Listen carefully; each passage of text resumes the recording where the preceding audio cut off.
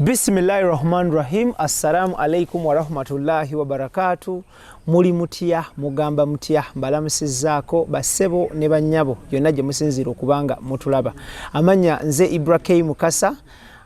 Tuli ku extradigest mugoba nsonga. Tuli ne mwanyinafu omulungi Shanita na Muyimbwa. Omugole. Omugole. Omugole. Omugole ibula tokerabira omugole. Sikola nsobi. Tokola nsobi ndi mugole n'enjogera yakyuse ntunula entambula empisa ndi mugole mukwano. Nakisusiza. Naye okay, sokobuze kubatulaba. Semanyi nabo sabana imje baliko balamusiza ije mtusake engalo mukulikeyo musaumo mukulike muidi. Assalamu alaikum wa rahmatullahi wa barakatuh. Wa alaikum assalam wa rahmatullahi wa barakatuh. Kakati omugole njala tutandike n'ekisiibo. Zaali ennaku 3 omwezi omutukuvu ogwa Ramadhan ne tubaako n'ennaku omukaaga eza sitati. Buno omugatte z'ennaku 3 mu mukaaga nga tuli mu kwenenya n'okusaba okwenenya n'okusaba n'okugwayo. Wakolako ki ku ebyo? Sijja kulimba naye nsaba Mungu annungamye ekisiibo ekijja nsobola okisiiba. Embeera mwendi tekkirizibwa kubanga nsiiba. Lwaki obadde ki? Anti ndi mukyala mufumbo atero abafumbo nga mumanyi ebyabafumbo. Naatero bakubirawo ka baby.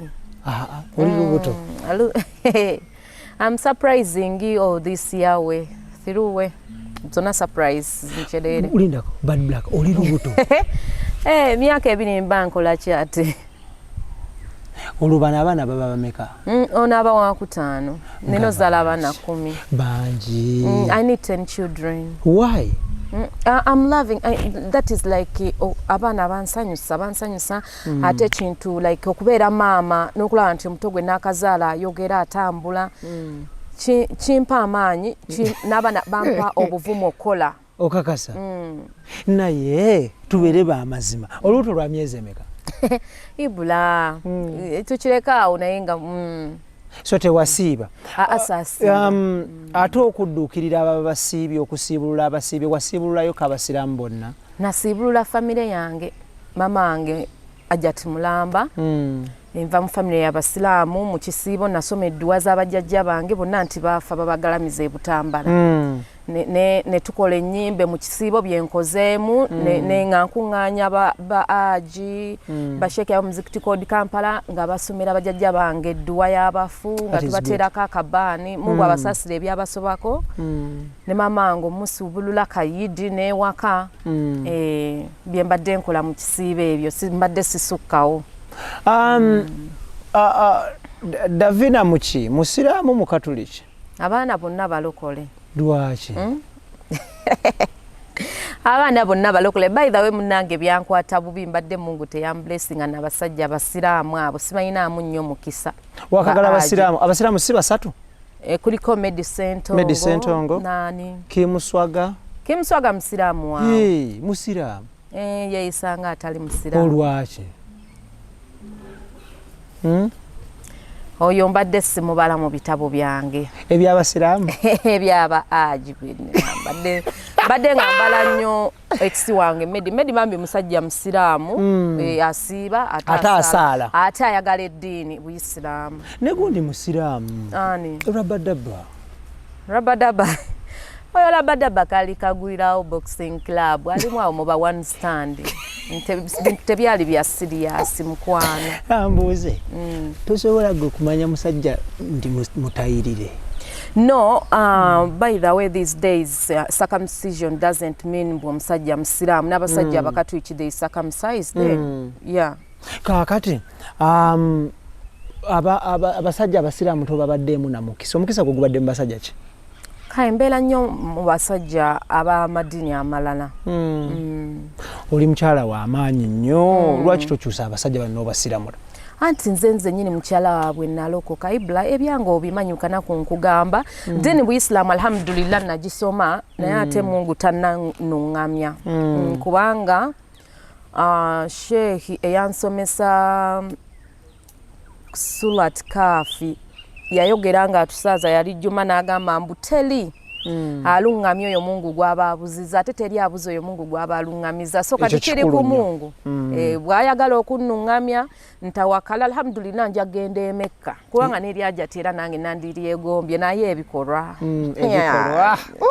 nkisusa ebikolwa ogera nunyenya munde ku bwoti banange Mungu ansaasire ya Rabbi nunyenya munde banange nze nina gwe nali nyumya naye nangamba nti kati oyo black ende kuzanyenyeza Afrika tewali ate nno mwana wattu olaba ebintu ebyo manye ekibireeta group ebintu yabasawo ekibireeta group so by that time long time nga sinazaala nakuzaala Jonathan okugenda kubasawo b'ekinansi naye it was my landlord yakuinfluencing ya influencing ngane ngandi na chana kito ngagamba bichi nentunda n'obutebe bwange ndi eyo katwe naye kati the more when nakulanga ne finding that I was blessed it's in me nazalibwa nino omukisa nazalibwa nino omukisa asamizo bamanyi mukulya sente bangamba n'abakyala banyumya n'abakabozi naye nze awo situukawo mukwano omusamize teyebakika nayo mu ssubi eryo lwaki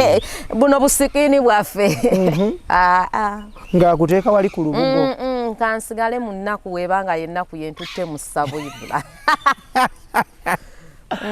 Bad Black ono gwe tuli naye by the way ina kampani y'ebizigo nja kuwaayo obulango nga bubiri kuba akalangoko so akoluganda okusooka banange munange abakyala abami abesiga ku kizigo nina ekizigo era nti munda bamama lususu obugalo mu bulaba ekizigo half cast nina ekya toning nina sabbuuni nina ebintu bingi nnyo naye kati wanengeri gye tuba ku mpewo nti bw'ojja ku Snapchat n'oteekamu Bad Black Uganda Queen wati Bad Black Uganda Queen nkyogere Bad Black Uganda ojja kuba onfuna oba n'ojja ku WhatsApp yange 0780330915 ojja kuba onfuna nina ekizigo IBRAH era IBRAH ebbanga lyomaze nange kati ondaba live nti nali muddugavu nga ggwe nti naye abantu batwala nnyo interview yo gye twakola nagamba simanya neekubisa mpiso ekituufu kyali ki ekituufu nalimba udisa okakasa nalimba omanyi kati bino you cannot predict tomorrow tugenda ne tukola ebintu noyogera ekintu nekikuzimbirira nekigejja bwekiti naye ng'ekituufu mu reality nti IBRAH mukomera era nagenda bweru nga ndi mukomera I was in jail 2 years and 8 months nali nkozesa bizigo mukomera ate mukomera bakkiriza basawo mama nayina sente so maze mu Uganda sifulumangako era nakati nkyali ku ebyo just ebyo bikola ndabika ku bantu ndabika abagagga nze sibikozesa nk'ekintu kye nakola yali nnyindo yoka gye nakola sajja nenga akazigo kakola abajemba wa kazigo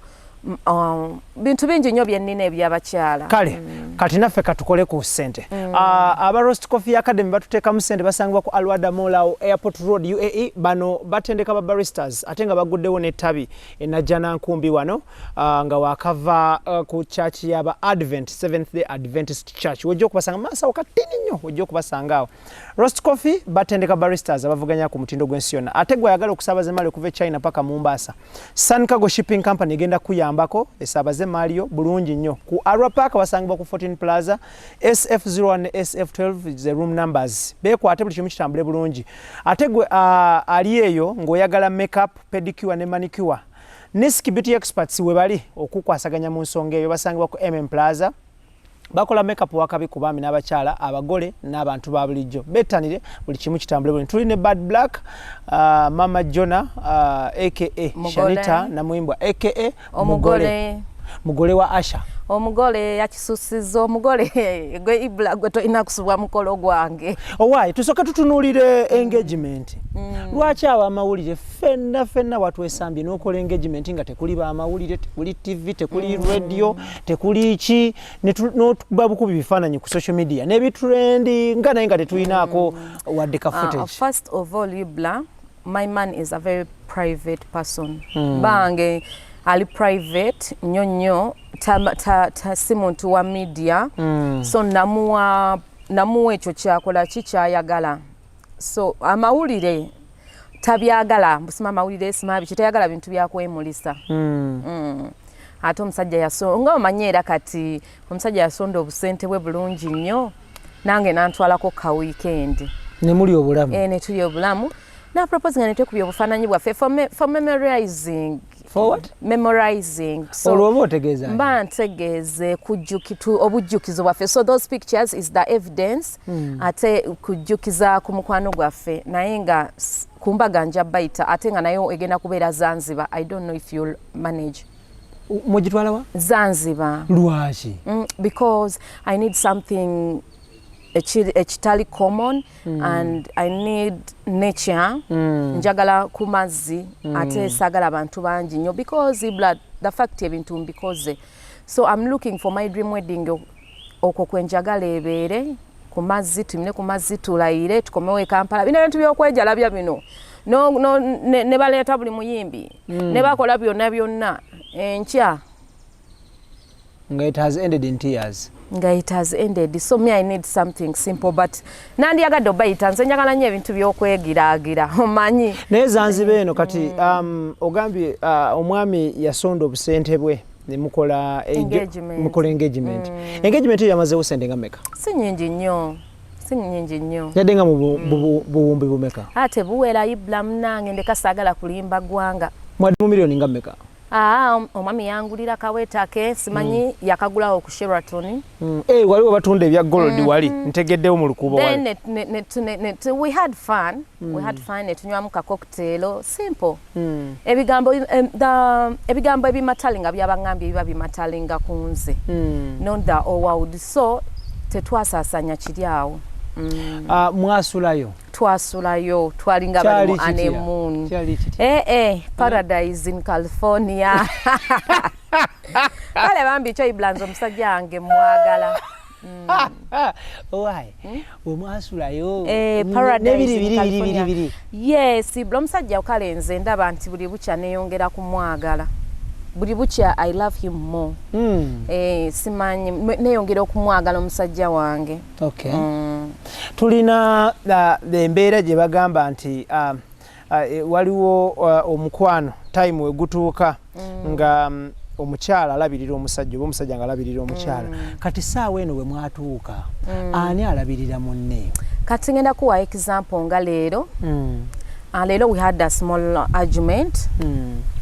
Nangamba nti don't be stressed, we need to talk. I'm the only person you can talk to. Kubanga nze nsobola okuwuliriza. Nankuuta ku kigere. Uwa wonna. Ekigere scrubbing nga tulina biscrub waka nantuuza ku katebe. Natwaye natikako amazzi agokya nankuuta ku kigere bulungi. Omukwano gwe ndi mumwe. Saye bulande. Omukwano nze gwe nagwako gwo okumanyi. Sinza owe Masaka. Mundagayebula. Tugere mpola mpola. Olwo mutudde kati gwe wano ye yali wano olwo ng'oyambadde otya abanga oli bukunya nedda omukyala era nga n'eddiini erya nawe manyibulaga ng'oyambadde kati obugoye bw'abakyala obwo bw'omu kisenge bulungi nnyo era abadde mbadde n'ekyakyala nze n'agamba kakana nangamba actually ebigere bye bitandise okufunamu akakaluba wansi n'entuula ne bankuuta n'amala nampaka massage. Every night I get massage IBRAH. Kwegamba nzona akwebaza ki? Love. Wanji? Akwebaza ki? Love. No IBRAH. Today wali ngakuta ebigere. Ngakuta mnange ankose. He has scrubbed my legs, give me massage. Nange asha yajja kumaliriza. Imanange. Kiwedde kitya? Kigwereddewa. Namala nangamba tayagala nnyo bintu byakunkulusanya. Nangamba baby you have an interview, you have to go. Waluzungu nnyo ne mugamba okay darling. Naye nange era wenzuka nange mufaako nnyo nnyo. Mufiirako ddala nzikuka even I wake up at night ne mutuna ne mukubako ka kissing nga yeebase mubikako bulungi nnyo mwami wange.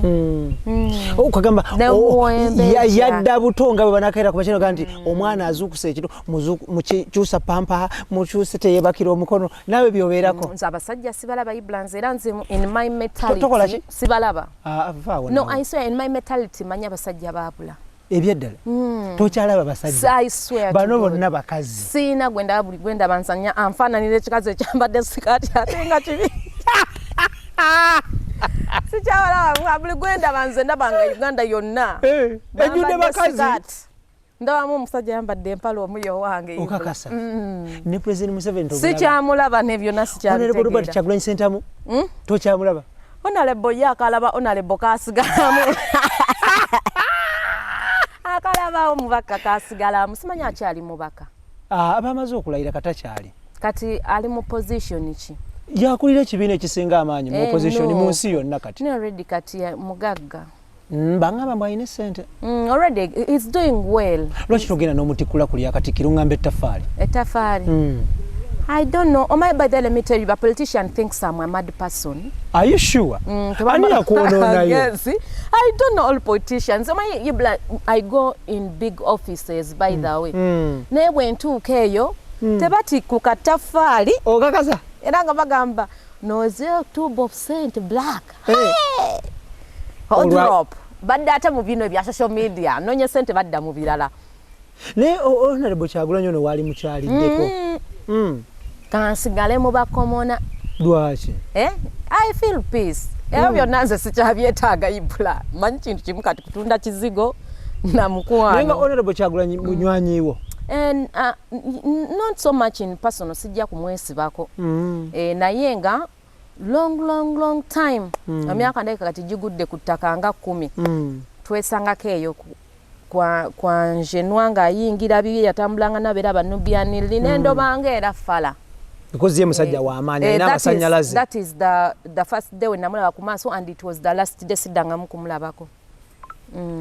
Waddamu kumulaba kalulungu omulonda. Naddamu mulaba nga afuuse ensonga. Noddamu mulaba wali mu baafu ng'omutiikinga. Watiikinga. Nze sironda IBRAH sijja kuba sina na national ID. Lwaki? Njagaza ki? Sironda. Bobby oba afuga oba Museveni afuga so sironda. Gwafuga yena yaba afuga tobiriko. I don't interfere in politics. Abana bange bakyali bato. Boy interfering in politics kigwa kitya? It's a dirty game. I don't. Tuddeyo. Asha akedde n'akukuuta ekigere. Bulungi nnyo nakati nkyawulira. Owulira munda muli. Veins they are moving freshly. From where to where? From brain to toe. Akukuusa ekigere. Bulungi nnyo nampanika massage. Naye ng'owulira otya munda muli? Kati mulimu ekintu kye bamanyiira. I feel good. Ngina ne mubuuza bino wabiyigirawa. Alabika nno muntu wa Google nnyo ne YouTube eso. Muntu waki? Wa Google ne YouTube. Google kyeki? Google.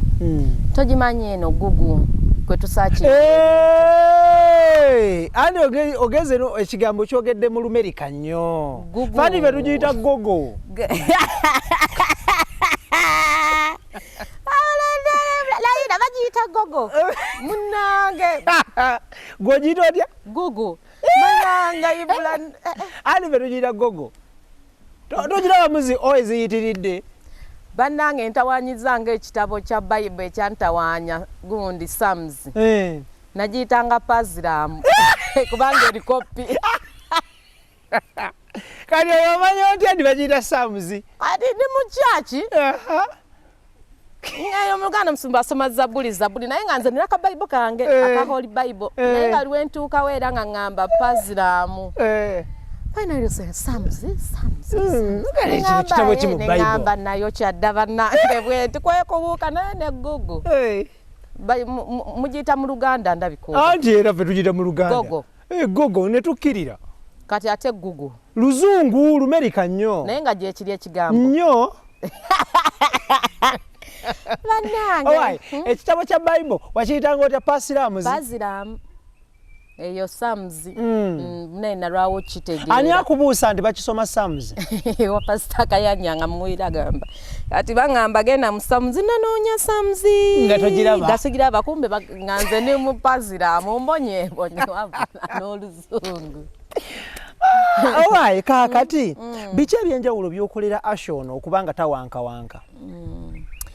Because abasajja ennaku zino bawankawanka nnyo n'abakyala bawankawanka nnyo. I know kati olaba IBRAH ebintu bino eby'omukwano byakwetegera. I think Asha amanyi values ze. Amanyi values ze ate nga mwana muto.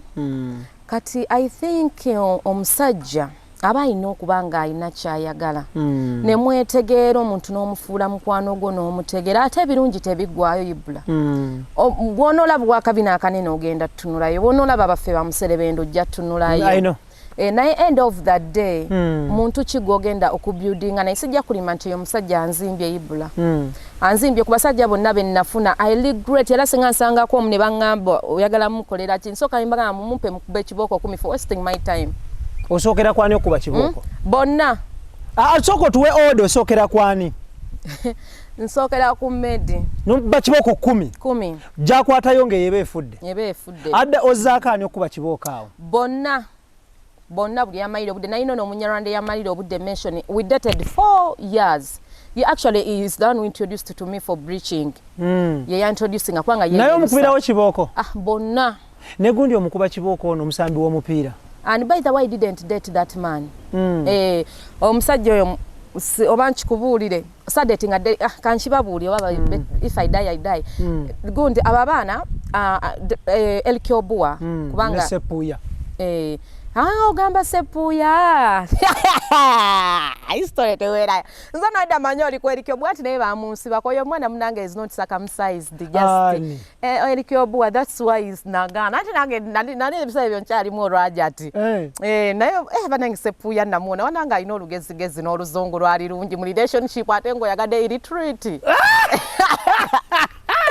Ayagadani retreat so bayita abatasoma bwe kiri retreat ate yagadde retreat ate omuleseko oluzungu oyagadde omukazi omayite yasoma is a drop out ekitegeera ale swen don't drink Coca-Cola antute mu cinema anguzize ebibere ngenze kati bad black anina obudde obutuula okulaba firimu mu cinema sinjogerere mu luzungu lungi nnyo ndaba simanya firimu weesembere no gyendi munange ogerera baguntu nga guzze bwe gwegolo okutomera nango oyo namuona ate mbanywa coke namunzijako no you're not allowed to drink coke it has gas bichi oluzukale byali byakumanyira ono Elkiobua simusale siserikana emukasa oyo nedda olwamanya tande mwana gwe bino nali seewo muzana odere ayeneyo nga tunywa ogwenge mu Casablanca ebiki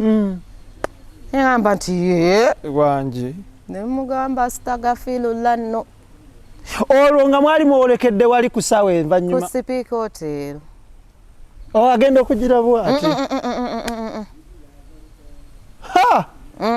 wayisibwa otya wali gwe omaze okukyajinga nze sitera sikyajinga ebyo byakatijjo sikyajinga byakatijjo era letaite sikyajinga byakatijjo otwala bbanga kyokukyajinga mba kati asha nomutunulira obutunuuliza naye abanange kati ngomba ekisajja ekyo kizungu kye natwalako ssente bambi kyabonaabona nnyo nange nnyo era ekisajja ekyo nkisabira peace kyabonaabona nnyo nange jjukira kiseeyi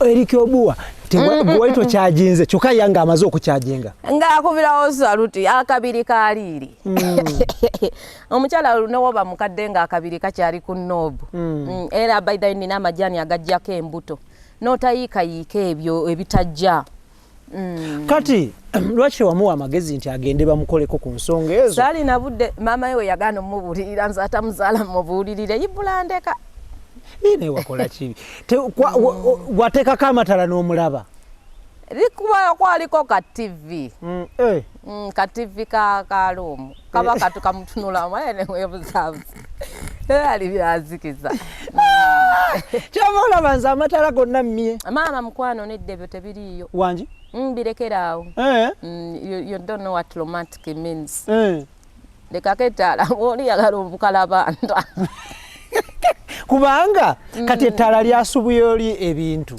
tiyateeko kalaiti ka TV I don't even believe in darkness tubanga abalumba government tuli munzikiza tukola muti olifuna ddi obudde kubanga during that session ezo it's where you see someone ali beautiful oba handsome ng'omutunulidde bwoti nakutunulira newefuula azibiridde azibirira n'omutunulira n'ogamba kiyekyo okola tosobola kadde bwoti during that session obeerawo kati bwakutunuulira ng'eriiso olizza ng'obbirira bwazza erirye n'aligira that's how I do anti gwe nkola dasha wadi bwazzaayo erirye nga ngamba wano sinoba sivaawo nyweza olwo bw'otambuza bw'oti eriiso ng'otunula eri bw'otunula eno bw'otunula eri always and it's very good sometimes nemwefeesingako that's you know your partner is lying is lying because that time tasobola kulimba but womufeesinga bw'oti ng'omutunuulidde lero ekisanga ffe abalina amaaso amalungi kiyitiira tukisussa wangi ogenda n'olikekkereza n'obanga yakedde ku sada kumbe oli ku original Why? Kati wamu wa nsonga ki balemesezza okugenda mu nsonga zaali zibatutte? Actually, in my by that time munalinga ndi teen yawe mu myaka gyange awo 2 sakalubirizanga nnyo basajja nga mugamba you're not my type. Nga tomaze omutuusa eri mu luumu? Yes, nga mugamba tekisoboka. Ogenda kwa by that time ate nalina sente nnyo nga ndi muloodi. Kati awo n'omuwa nsonga ki? Tewali. Nakimugamba luvannyuma actually omu ku bawala bange ye yali girlfriend we era naddeyo ne mugamba ne mwanze munnange tonyigira saayagadde baawo kubanga akyalina ekiwujjo tekigwa wamusiibuza sente mmeka? Banfunamu naabu samwayo bannange ng'ebisatu ebya ddoola oyo ate nga twanywanga ne tubeera actually omuvubuka yanneesibako nnyo yibbula ne tubeera Casablanca nga muvubuka neesibyeko nangamba at least if you don't like me you can try my brother David Obua mukulu we ne ngamba ate gwe omuto omukulu ne ngamba embwa zeewe ebitiibwa by that time bannange nembireka munnange oyo naye bw'omusanga kibooko and oyo is not my ex not even night stand just yagezaako to pimp Rabadaba yene bw'omusanga omukuba kibooko okumalira obudde lwaki simuyinaako buzibu akola ebibye muwuliziganya no agenda n'okukola omukolo agenda okukola omukolo makeke wano alhamdulillah ibula nalabye zikaadi nga zeewejja gundi magi naalongo kiweesi mukyala wo mugenzi ekke agenda kumwanjula mu bazadde be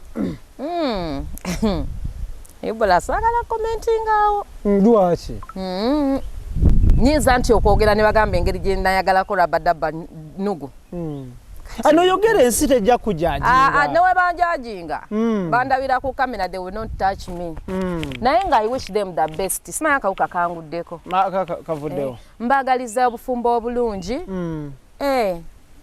love quote them in the fashion way so bagene kigwa kitya ekyabo I don't know because the bebe man simanyi how bwe bakuwa kadi ne bakuyita ku mukolo n'agenda yeah which is if I'm not busy tobeera wali ate n'ofunamu enkenyera ku mukolo gw'abali but I don't have any problem with Maggie yeah we are kind of friends on and off friends yeah so siminaako buzibu bambi extradigest mugoba nsonga tuli ne Bad Black Mama Jona omugole mukyala Asha omubwati ate no erinnya lya bango olimanya eri ekika simanyi ye Asha bijja bigereke ebiki byonna lyerinnya li ne banaye weewangulira omwana oyo mulabe yenna anyirira bwati alinga pawundi yakuzibwa mwafunye sente Black mwaguze emmotoka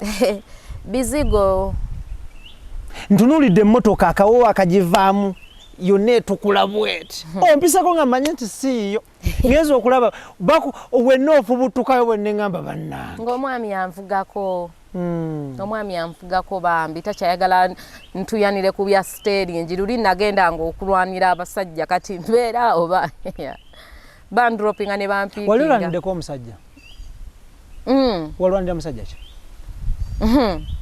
ajja kumera amampaati muleke mwogere byaggwawo tamampaati anaagamera actually abasajja bange bonna mbakolako janjaali kiki akavuyo anti ekibi kyeninawe ngwa mukwano mbanguguddemu kati saa zino nsuulako mbwonkyaye kuki teruggwa oluba lufuse lutalo it is war kaakati njagala tutunulire engagement yawedde muteekateeka kwanjula then after kwanjula mukole wedding wedding egenda kubeera Zanzibar. Actually we are not going to do kwanjula. Straight to wedding. Kukyala already bazadde baffe beemanyi twakyala dda okimanyi ne lwaki mu bitukweka twakyala we did the kukyala already so ebifaananyi nabyo tujja bibakubakaawo gye bujjako mu maaso bateeka okwaggwa so the wedding is going to be in Zanzibar. Ennaku zino simanyi omupiira oluzungu lwaki so olulimi lugera nti nguza basama oluzungu luno olinayo akusomesa oluzungu eyo. Asha is trying the best to collect me mu bigambo bye manjogedde ebifa ngamba baby no like ekirongo ekigambo escape kyabadde kinnemye ng'okiyita otya escape oba annabadde nnyweddemu ko ne kawayini awo ekigambo ne kyefu leero ojja kiraba ku TikTok anti tebeewummuza. Omwenge guno abakyala abali olubuto banywa omwenge no kawayini kakkirizibwa kawonya amawugwe gabagabadde and it boosts kidney no wine yeah red wine especially red wine it boosts kidney what does it do? It's immune system kawayini ako it boosts kidney immune system n'omutima n'otafuna leero birwadde byakyavu nnyo kati kawayini ako kayina bingi bye kakola. Immune system kyeki? Immune system is the system which uploads our body. Immune system is the thing which boosts us. Nobeera kati ngondaba I'm jolly, I'm strong, that is my immune system. Njirisa njinywesa. Immune system mu muntu etuulawa. Etuulawa. Etuulawa kuba I don't know that. I don't know what is immune system kwetula kubanga kati nze ne mukazi ne liver ebyo nasimanyi webiri twandiyise Dr. Musa.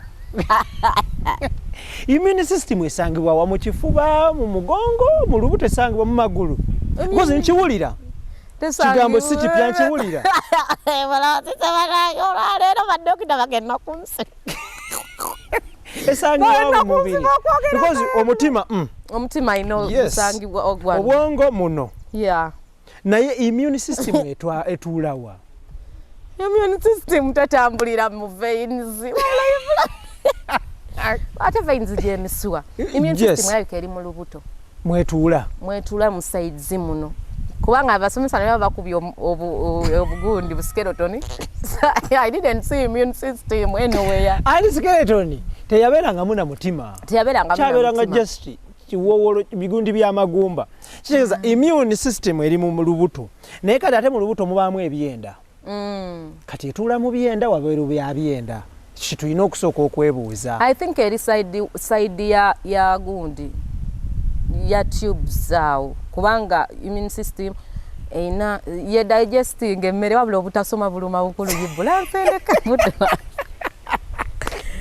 utasoma buluma today wa musenda abarosi coffee academy basangibwa ku Alwada Molawo Airport Road UAE era nga baguddewo ne tabi wano enajjana nkumbi okuva nga wakava ku SDA Church ngodde Entebbe. Abarosi coffee academy bano batendeka ba baristas abakabi trainer Tiger ya kirimu teri mulala akivuga trainer Tiger ya kivuga muna Uganda awangalire Uganda baguddewo tabi yawo betanire ategwe ayagala okola makeup pedicure ne manicure.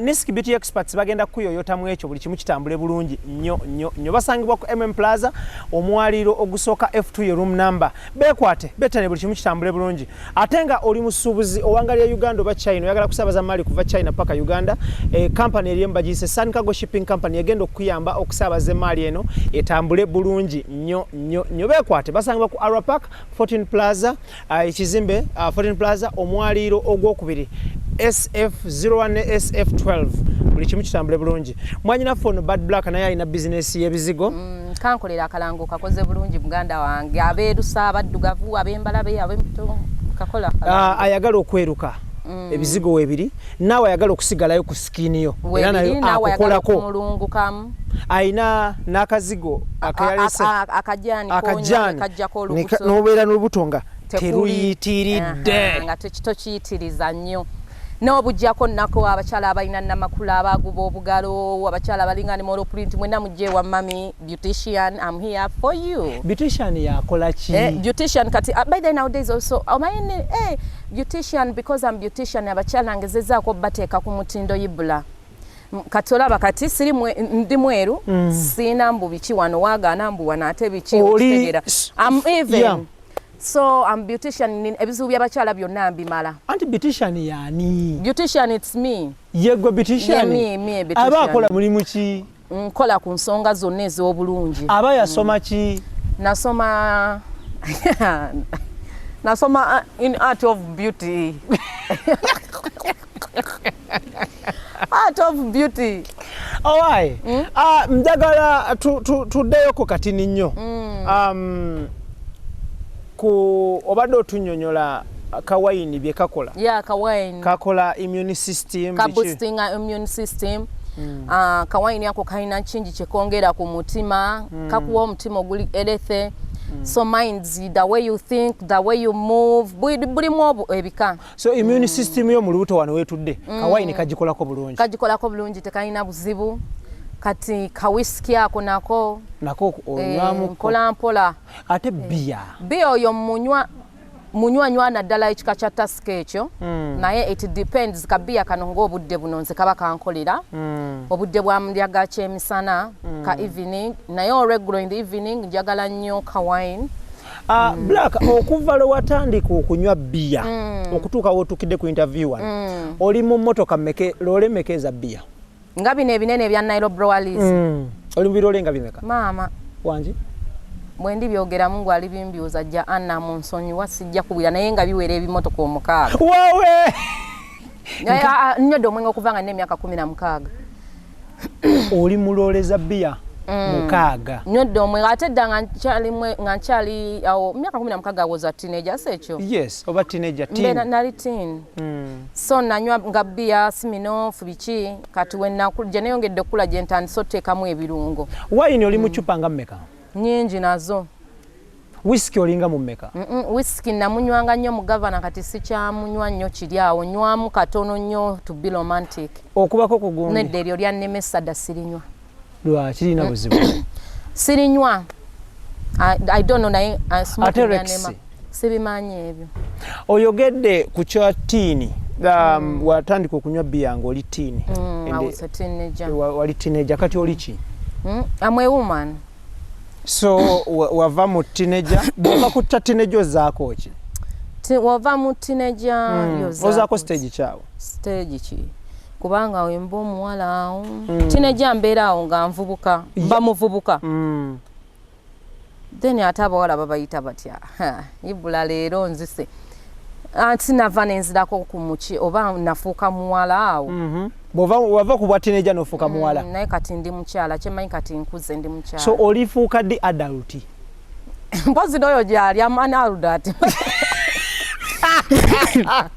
Mbadde neerabidde I'm an adult. Thank you for collection. I'm an adult right now. Kati unabeera ddi youth? Nabuvaamu obwa youth si wenva ku teenager nziramu nemba youth then nenfuuka adult. Adult. So nga nina nnyo kutaze siida mukamu I don't know ninga omuŋoŋi. Omuŋoŋi yabaatya? Omuntu atategeerekeka adult. Yes, kyekyo adult. Yeah. Adult. So kati bwova kwekyo ekya adult ozaako ki? Oddako stage ki? Aged. Yabeera atya oyo? Omuzeeyi. Old. Ate waliwo stage ena gye bayita elder.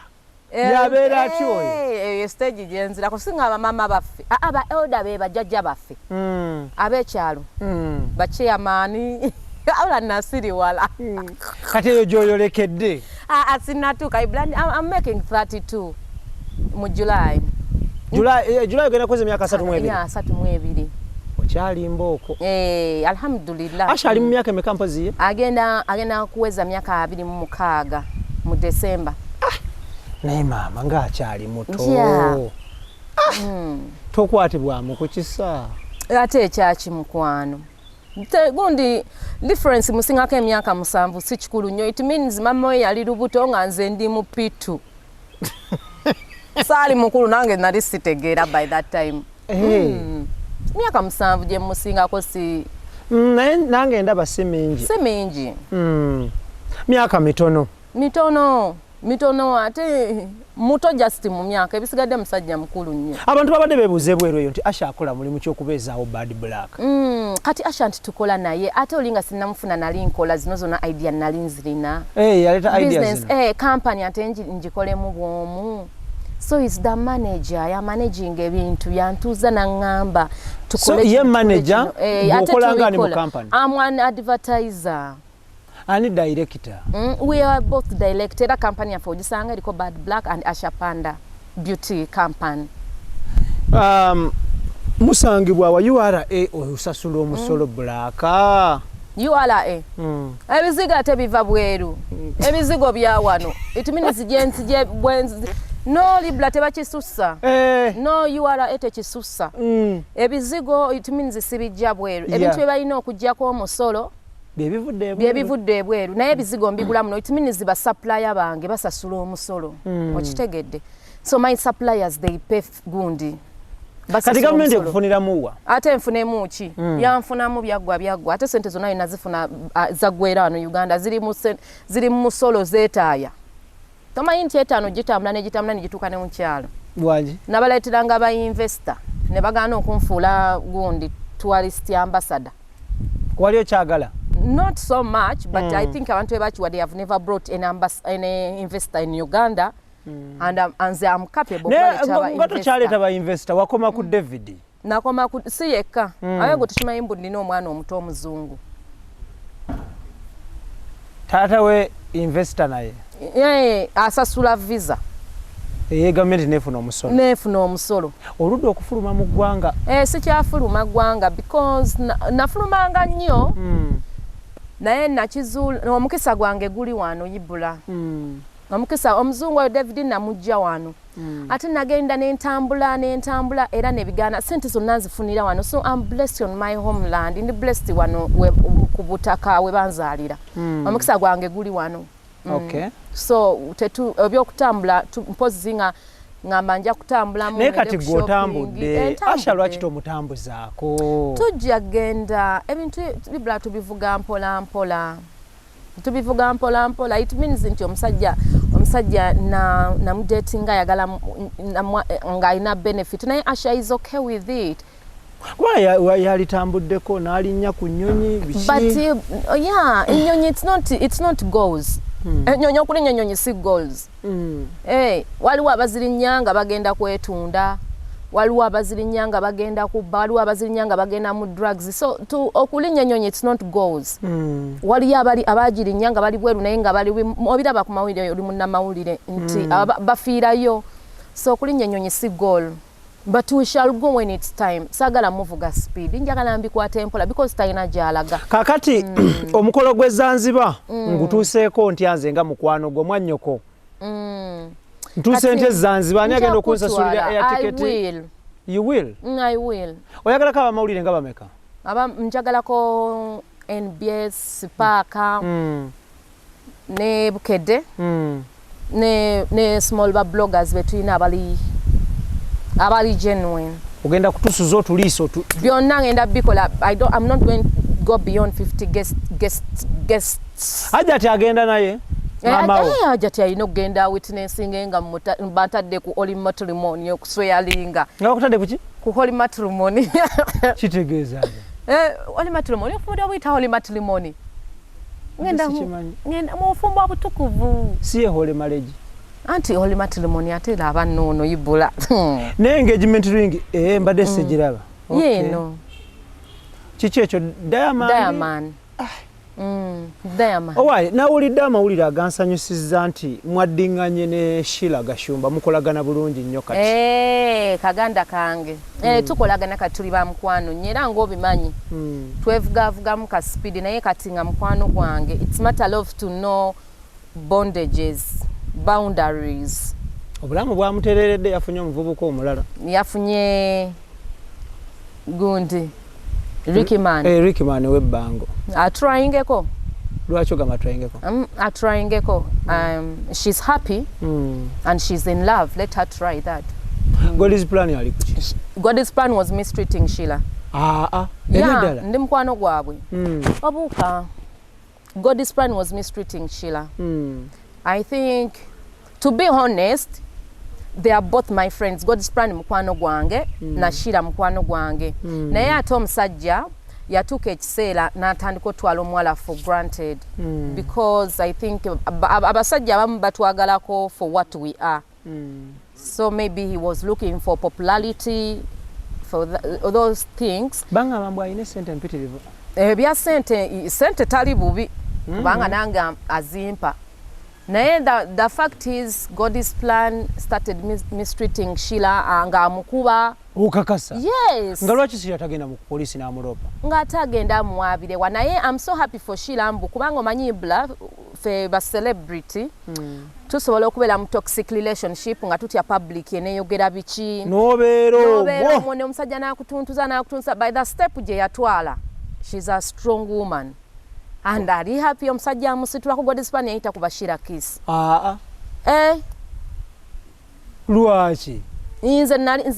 Nze online inlo nali simulabangako nga mukuba kiisi nga msitude naye kati omwana oli Ricky kyamukola.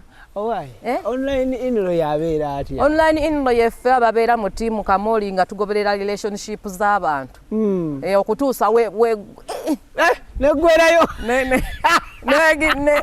omanyi nga akakoko kakyali kalamu nokagira kati ffe tugoberera nowakana I'm not single, we are still in relationship ne tugoberera paka okutuusa womeggebwa ekigo ne tugamba baba awedde naye kati tubala tu following that time. That's the online in-laws. God's plan yakola mulimu ki?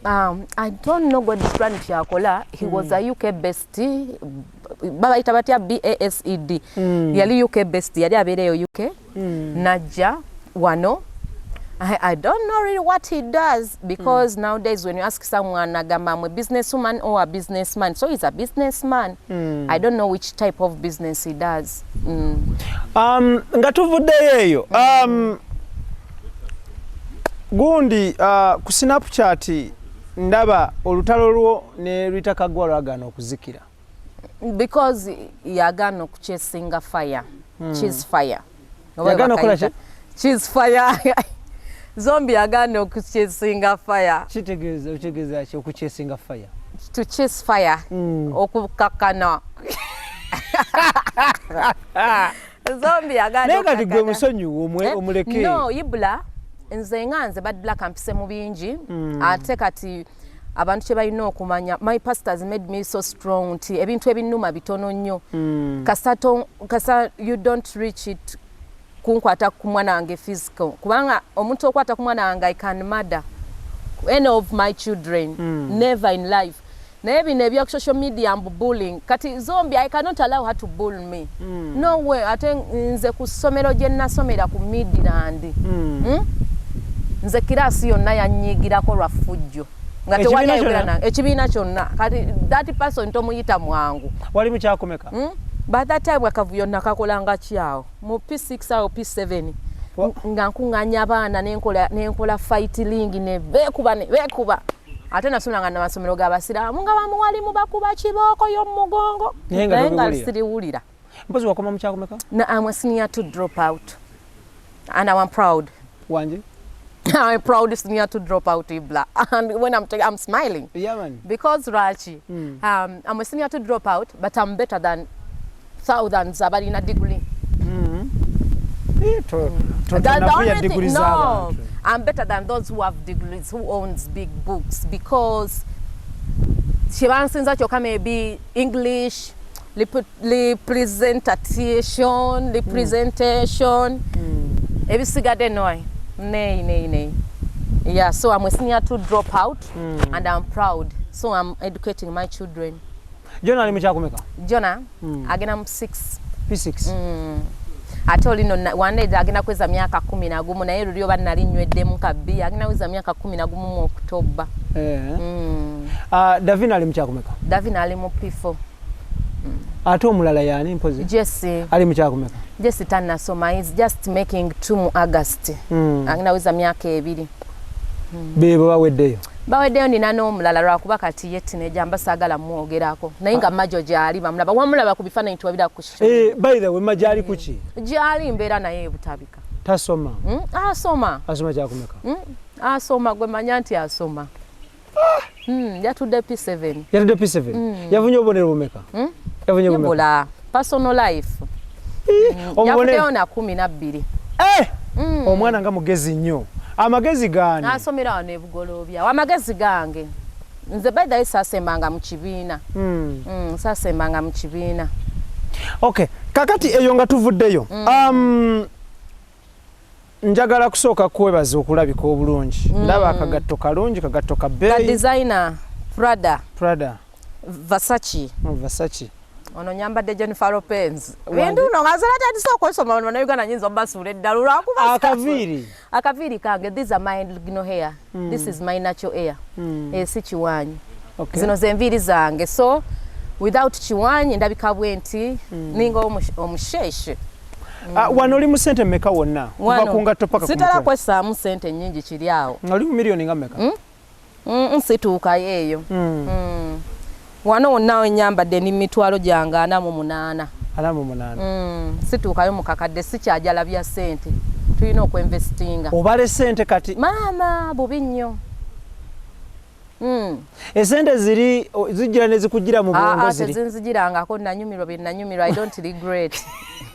Sente nazirya naziwoomerwa ne bansiba ne kiggwa. Bannamateeka abo banywanyi babaakuwolereza ng'obawuliza? Mbawuliza bulungi nnyo era waliwo Gondi, waliwo Galisonga, waliwo Samu Mujuzi, Kali Bwalaka. Obawuliza? Ate munange wenzize emisanga ani anzija ku poliisi be banzijayo. Mbatumiddeko abantu abo balungi nnyo. Banzijayo ku poliisi era alaka ne bw'omukubira mpu bankimye. Amasuuti gonna ajja nago. My client must be granted bail. Olwaba ategeeza ki? Client wange alina ofuna bail, alina okuba free. Bamala ne bakunyonyola bye baboogedde? No, ndudde nnyo mu kooti nziziza nnyo emisango kati oluzungu lwa kooti ngenda ndutegeera bail dismissed olwaba agikumye. Bail granted olwaba agikuwadde. Bw'agamba sentenced aba ategeeza ki? Agamba guilty. Olwaba ategeeza ki nti guilty? Gukusinze. Era I'm here by sentencing you. What we are sentencing? I'm here by sentencing you 4 years of embezzlement, sentencing you of conspiracy, sentencing you fraud. Nengamba mama yagala kunzitira mu komera. Ngendo labanga agamba it runs concurrently. Olonga ategeeza ki?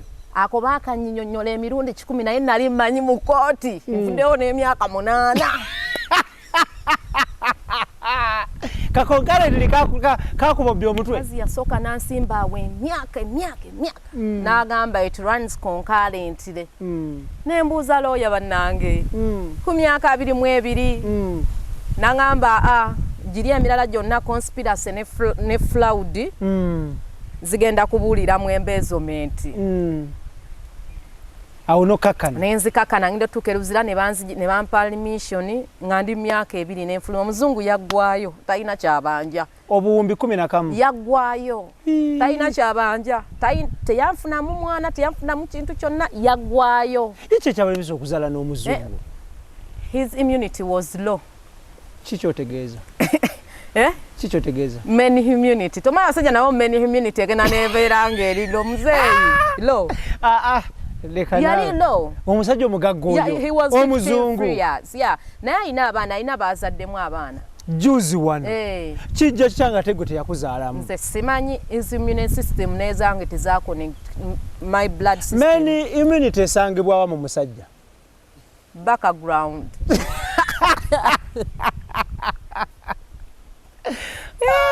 Esangibwa mu background. Here on the back. Wasanga many immunity. So wali spinal cord. Cheba wajita many immunity. Spinal cord. Omusajja amanyi tegava mu mugongo. Na bonna basunda basajja balungi mu kusunda emigongo, so that is their immune system amaanyi. Ono musajja we walina omuzaalira. I'm happy that I didn't. So I was a good gold digger. Nali good gold digger and a smart one. Omusajja senga okimanyi munamuzaire omwana senga omwana wange tamwagala senga yamurejectinga. Senga kati alimugamba mama wo yanziba, mama wo yakola kino. Yalibadde ku ebyo nga takutula. Yalibadde ku ebyo akana ate obwana bwafuka siti obumanyi nga bakarejectinze nga kasiyuufu kakudibirira. So era nebaza Katonda mbu teyanterawo chance ya kumuzaira, so mu life yamanyi mu history. Wakozesanga gundi wali ku family? No, I don't use even now sizikozesanga ko IBRAH. Oba yali ayambala akapiira? I don't know. Omanya omusajja oyo naye ayambala fe komanyi alina ekiwala taano naka ateekako ne wig. Ayambala wig? Era mwetira Mr. Kawig. Simulinaako tabbu. Omuwuliza. Sirina kye mwetaaza. Ate munange omuntu amatayo gayiika ogenda kabira agayise paka. Naye alina ssente. Abeere nazo mukwano. Kale ndabira ddala essente ezo singa tukyazirya. Mukwano era byandituuse ne bikoma. Kubanga once a man gets you in the bar, era ajja kuddayo omusajja kasita omanyi wano people the way they meet it matters. So omusajja yanzijja mu night life bar. Okitegera IBRAH mu bbaala. So in that bar I wasn't the only one. Era asobola okuddayo n'afunayo omukazi omulala. Mwali mwera bamalaya abalala ki bangi. So era just ayandisobodde okuddayo mu bbaala n'apiikinga omulala era nga kye yakola. Kubanga kati gwe yanzizaako mu lugwalo omumanyi era naye yamujjamu eri ebbaala Local Garden. Wennyini awo yamujja. Kigeza ku kafooke. Kati yaddako yamujja ali ku waddiridde Karien Big Mike sima Big Mike. Awo yamujja. So omusajja abakazi be abajja mu bbaala. Yes, he's a bar man. He is used to buy prostitutes. So abikola eyuka inayo nga mukaaga biki. So why should I waste my time? Takuwabira nti nga mpaabira kuki. Is my ex who misused my teenage years. Muwabira. Why? Waliwo kitategedde ku musango ali conspiracy musango kyogo. Okwekobaana. Ate embezzlement. Omukumpanya. Ate fraud. Olukujjukujju. Fraud si omukumpanya. Omulamuzi naye teyannyonnyola bulungi mu Luganda yali wa obudde bubaawo. Ate omanyi omulamuzi wange wa luzungu nnyo. Bamuyitaani? My lord Catherine bamugemeira anti ayinza okutowa ekiragiro enkya ne bankwata abalamuzi banyiivu. Osigala omuyita my lord? My worship. Bwe tubayitera nze ekitiibwa nkimwa mwebaza okunsiba simuinaako buzibu. Lwaki tomunoonya ne muwayamukko? Anti kati ezzalawo wasobola n'okuwayana nga alaba nga ndi komona just ya nonsense. Ne munoonyeko omukyalo oyo? Omulamuzi wange. So mugambe that I changed. You are a reformed person now. We're inviting on our wedding. By the way, ku wedding. So kati anti omanyi oba olina okuteekamu olulimi olulamuzi lw'amaanyi nnyo kayina oteekamu dear your Lord worship. This is Namuyimbwa Shanita, your ex-convict. She's getting married. Tukola invitation. Invitation. Nkutegeera. Genda maaso. Tandika bulungi nnyo n'oteekawo date waggulu kapapula. Ne wansi otandika dear your Lord worship. This is Namuyimbwa Shanita. Awo notekawo amannya ge. Catherine bamugemereire. Dear your Lord worship Catherine bamugemeire. This is your attendant. Ex-convict, the one you sentenced in 2012. She came out and rehabilitated and changed his ways. All molos are okay. And now she's a good mother because young Amber, I'm sentencing you. After you finish your sentence, go take care of your children. Good. And you white man, you're very stupid. Bananga avuma. Hey, how could you trust a naive, irritated girl with all that money? Naive, and you're about to irritated. Nengamba oluzungu lutabuse mukoti. Naive yani, sinavyo. Naive like omuntu omwana ali innocent, something like that. Naive. Ndio navyera mukoti ndaikali yajirawo. So I to Mugamba, I'm so rehabilitated. I'm changed mother. I have taken care of my children, and this is Davina, the one you sentenced me when she was one year. Yeah. No. 3 months. 3 months, yeah. So now she's 9 years. My Lord worship, I am here by humble request. Can you please attend my wedding and you witness God's miracle that namuyimbwa changed. I no longer even steal. I have a business. Opo inokwenyonyolako. Kati wali no gamba yours. Yours, your ex-convict namuyimbwa shinta AKK Bad Black. Not ako staff no jueleza ko koti. Wabula bwata kusamoninga. Ata bakusamoningira ki? Abalamuzi baveeko. Ayinza okuwandiika gundi warrant of arrest. I'm sentencing you 3 months in prison. Manurating. Manurating. Akamanyiro. Ngenda okwembayitinga ku mbaga. Nina munange IBRAH okwegendereza. Nnyo. Wegendereze. Abalamuzi abo nno munange obalaba. Asobola okukyuka bangamba bakyuka. Mubeera ku kyalo kimu n'atuuka ali baba takyakutegeera. Naye nga kyemmanyi nti most of the judges we bawuliriza sente we bawuliriza omusawo nga tali corrupted asabala ekituufu. Okay. Yeah, so I thank omulamuzi wange mwagala yakola good decision to sentence me and I'm not regretting it. Actually nalabika na bulungi eruziro singa ebweru nandifudde IBRAH nali nnywa nnyo omwenge nga nvuga munyonyolo odinga ntamidde okitegeera nkonye konya abantu Kampala envuga speed nandifudde. Naye ogenda mukolera ebbaluwa emuyita ku mbaga anajje Zanzibar nga baba biza abalamuzi. Actually when soka nempandika invitation ezo ne banziramu.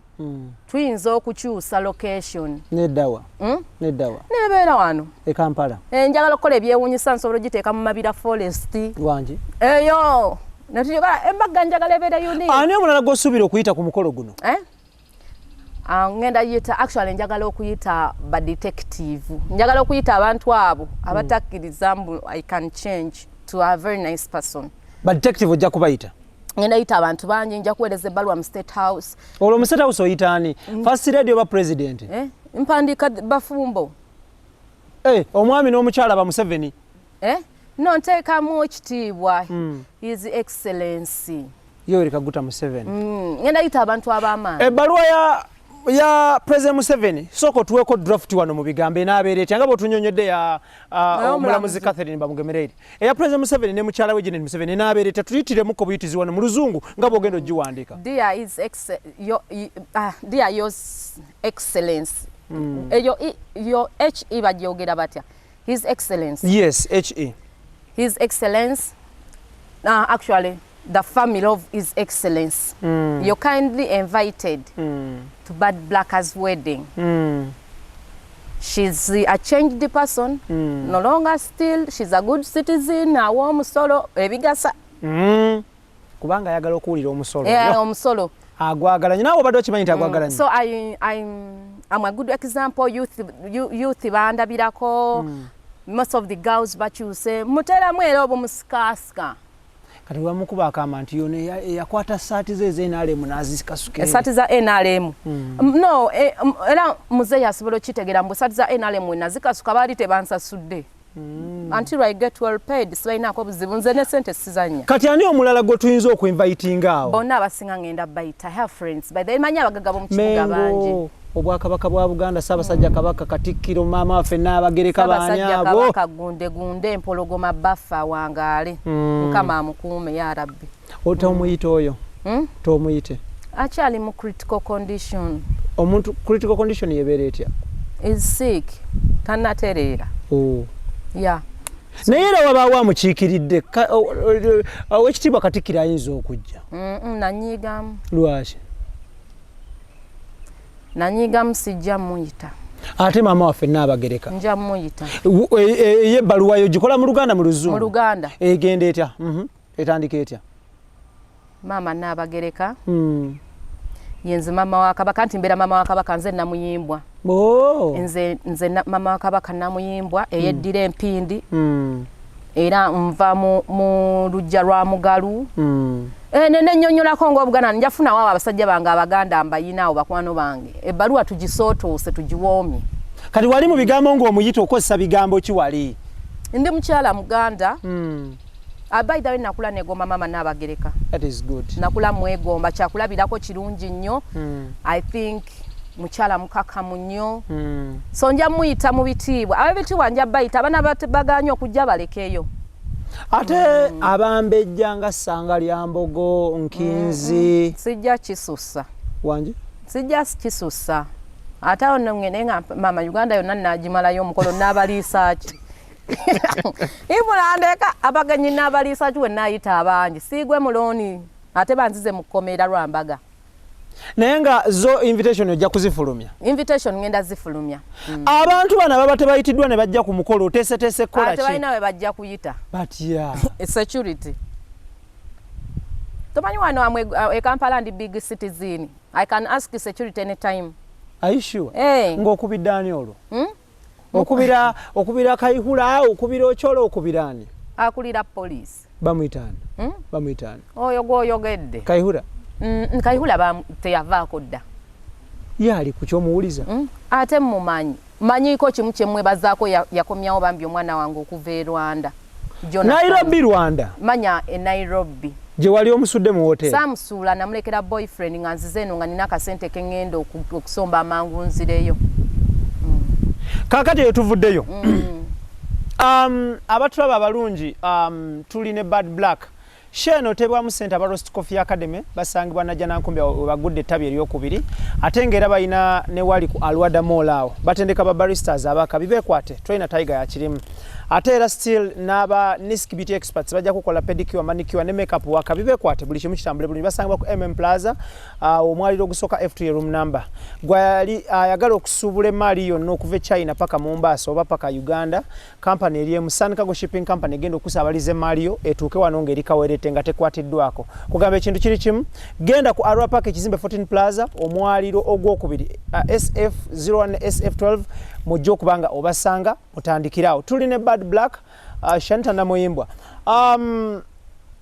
session yeddako of course tulina audience y'oluzungu tulina abaana babagaga ntero basanga mu jamu waliwo abakyala bakola mu banka. We love Bad Black but she uses Luganda too much and we need to understand everything. Thank you. Waliwo abakyala bakola mu banka waliwo omukyala akola mu DFCU bank awo nga ku KCCA nali mpita waawo nangamba ndifanwa Bad Black naye nga ayogera oluzungu nga lungi nnyo ne ngamba oh my goodness. So my fans abatasobola kwogera katukoleyo copies ya international audience level. International level audience. International level tuba tugenza nti international tuba tugenze tubuuse tugenze mu wangu. So Bad Black say hello to the world. Hello everyone, my fans. This is your Bad Black and has no problem. Bambi. I don't know how Fandada is this in English, but it's okay. Yeah. I greet them all. Thank you so much. Just of late, you got a new job. Yeah. You're dealing in cosmetics. Yeah, I'm dealing. How is it going? How is the business faring? So far, when the business is good, the more the business is good, the more you get customers. To be honestly, people in girls in Saudi Arabia, Sweden, Norway, especially in UK, America, they have supported me. That's very good. They have supported me and my cream is working. So right now they are taking the second set. Okay. Yeah, so my cream So what do you deal in specifically when it comes to creams? What do you do specifically? I bleach women. You bleach women? I bleach you to the color. If you want to be albino, I bleach you to albino color. I don't have any problem. You just tell me what you need. You want to become albino? You want to become mixed race? Yeah. You want to become chocolate? You want to stay in your color but looking good and growing? Yeah. You want to grow? Mommy is here. Yes. So where are you located? How can people access you? People, now my business is new, so they can WhatsApp me on 0780330915, or they can come to my Facebook page, Bad Black Uganda Namuyimbwa. They can find me on Snapchat, Bad Black Uganda. I'm not on Instagram, but nange siri ku Instagram ibla nyamba abantu bangambire siri ku Instagram iko fake account babba abantu bajja kunsibira bwerere nga simanyi Instagram we bagikozesa. So you're not on Instagram? I'm not on Instagram. Why? simanyi bintu bya kumala budde so bintu bya kwemola ibula na bifaananyi buli ssaawa. Okay, what has been your biggest challenge in your business? What is the biggest challenge you're facing in your business of cosmetics? Right now I'm not facing any challenge. The challenge is that DHL expenses, it's too high. So how are you going to overcome it? But I think they are giving me points nowadays, because if their customers because in Nkola delivery, I do deliveries in different countries. Kuwait. I have many people following Snapchat. You said which country? Kuwait. Kuwait. Where is it found? Is it Eli Kumpine Bahrain? Okay. Ne Dubai. It's Arab country, Kuwait. I don't know if I pronounced it well. Okay. But it's okay. So tell us, just of recent here, we saw pictures on social media or photos when your boyfriend is engaging you. How did it go? It went very well. I'm engaged, and anytime from now, matrimony is starting. Okay. I was going through the comments on social media, and people were saying it will end in tears, blah, blah, blah, whatsoever. There's nothing to end in tears. First of all, IBRAH, on social media, they are not my relatives. So why do you... It doesn't matter if it ends in tears or no. What matters is now, am I happy? Are we happy?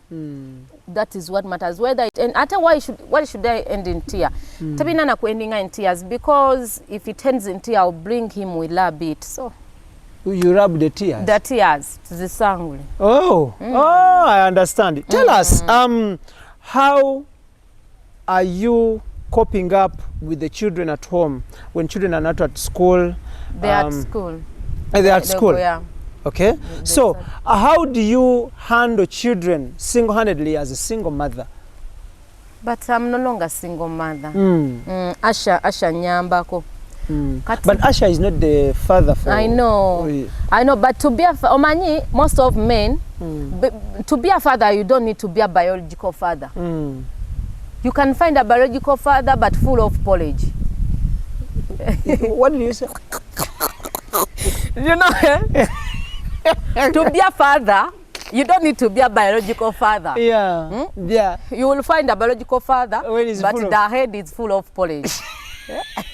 And you would find a stepdad when is everything. It's a dad. So nowadays it doesn't matter. Most of biological fathers, they are useless.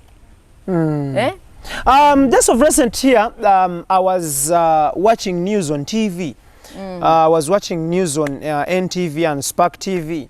That is Agafe and the NTV Akaungezi. And I saw a story regarding your good friend Brian White, when police, when Parliament was instructing police to arrest Brian White to face charges of harassment, rape.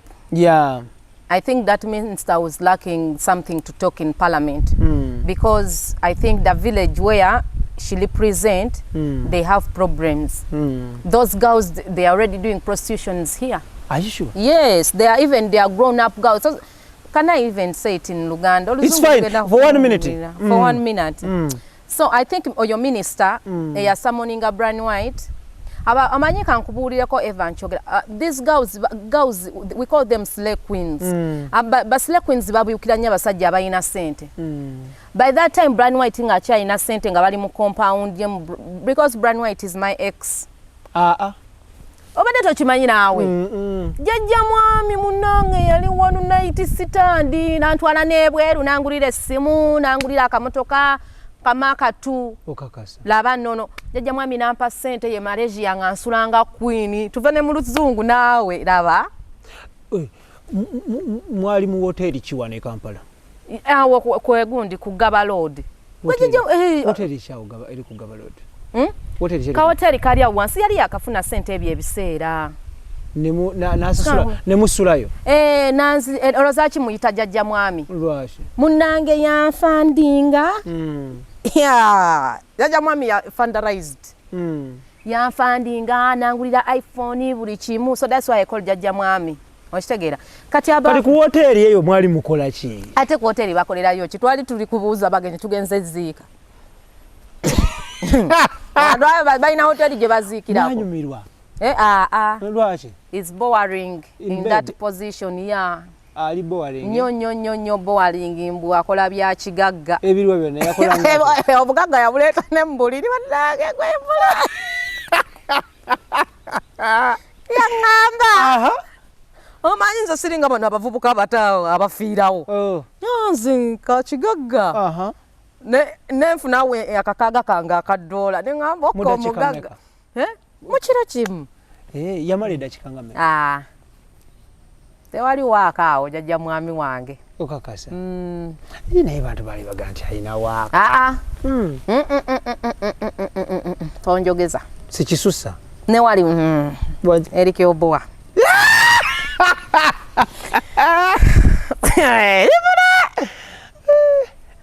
Ibula. Why? Paula neno olugamba. Akola bya kigagga. How can you bring rich in the bedroom? Bad black. Jjajja mwami bangambye nti akomawo mu part 2.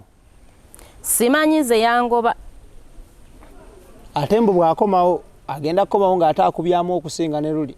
Nga tugenda nga tumukuutira engatto. Ng'abawe ssente? Waliyo ekyobwereere. Bw'agamba nti ayagala bufumbo. Nze nanti nze already ndi mufumbo. Era oyitirayo? Ebyo nze sibikola IBRAH nabikkuta. Nabikkuta. Talina buzibu, musajja mulungi. Talina buzibu. Talina. Nange mwagala nnyo naye lwakuba yali azzeemu olwa comedy. Lutya? Luli ate olw'ekigundi ekicupa ki oxygen ate nga Nancy girlfriend. Nali sibitegeera. Nancy yali kaali kamereka ate yono omuwala yennyini gwe baagala omusibira. Okakasa? Ye yali ewa Brian White nga mbu yefuula amukuba empiso. Ne bannange Uganda nga katemba mungi. Mungi nnyo. Kakati Bad Black nga tuwunzika. Abantu bafune batya ebizigo, bakufune ku namba ki ey'essimu, nkwongedde akalango. Bulungi mukamera bannange. Bamama siri ku Instagram, temunoonyeza ku Instagram. Taliiko. Siri ku Instagram, siriiko. Era IBRAH bali kunnyamba ne kino ekintu. Taliiko ku Instagram. Zonna eziriyo fake account. Kati mujja ku Snapchat mutepinge mu Bad Black Uganda, mujja kuba mu ndaba era ndi queen wali n'abakyala wa Snapchat. Nja kubanga nsobola okwogera naawe mbuulira ebizibu skin eri etya, oyisibwa otya, kiki oyagala abakyala, ebintu by'abakyala byonna eby'obufumbo mbikolako. Okakasa? Byonna ebyasenga jangu mu inbox. Oyina obuzibu bakyala temugenda mugga byonna jangu ku Snapchat twogere ekizigo nkitunda, oyagala kufuuka alubino, oyagala kubeera ki kyoyagala. I'm here for your service. Thank you. Good one. So enamba y'essimu, some enamba y'essimu, feel free. Enamba yange mu bweti. Era yo ne bw'ogipostinga ku social media omusango guba gwange. 0780 330 915 sijegaana woba oyina woogirabye omusango gwange, endala zonna sizimanyi. Okay, tukwebaza tujja kuddamu tukunoonyeeko. Wali wanyiigira ab'amawulire naye kati I think enkolagana yazzeemu. Naye si nnyo ndaba no njagala nnyo omuntu tutegeregane wadde emirimu gibaawo naye ate omuntu obaako ne munno naye nga nze era nga nze Black asikipinga busungu bbanga ddene simanyi bino byakuwalana ku byakyalo ng'ababba amataka. Kale tweyanza nnyo tweyanzege Mama Jona, Mama Davina, Mama Majjo eddoboozi lyo ligira bulungi. Bad Black alina ebizigo abakyala jjukira endabikayo kyekitiibwa kyo, so mwettanire ebizigo bya Bad Black. Akola special deliveries era wonna woli we babikusanga. Just genda ku Snapchat teekamu Bad Black Uganda, mutandikira omunnyonnyole skin yo owulira otya, oyisibwa otya, obajje ku WhatsApp ku that number. Mutandikiraawo ajja kubanga akukolako service with a smile. With a smile, anything. Yeah. ne bwaba omusajja nga akutawanya come to my inbox tumutereze oyina n'ebyo ebitereza abasajja byonna mbirina omusajja n'ateera mulayini n'ateema amaaza come in my inbox. Okay, extradigest mugoba nsonga tetugenda kubanga tusukkawo wano mbebaza mwena abadde batugoberera. Thank you so much Bad Black for your time. You're welcome. Tulinze mukolo ogwo tujja treating invite you with special care ate tujja kwatendinga olina okubeera n'embako neyanzize nnyo neyanzize onyumira nnyo amasuuti. Okay, kale tubagaliza birungi byerere. Thank you so much Roast Coffee Academy. Thank you so much Nisk Beauty Experts. Thank you so much Sun Cargo Shipping Company. IBRAH Mukasa gemanya gange mbagala nnyo mubeere bulungi mweraba tukwatagana mulundi oguddako. Large upon yourself Idris, Daniel, Keith and Tony. See you next time. Bad Black nkwagala nnyo muganda wange. Nange bwentyo mweraba. Salute.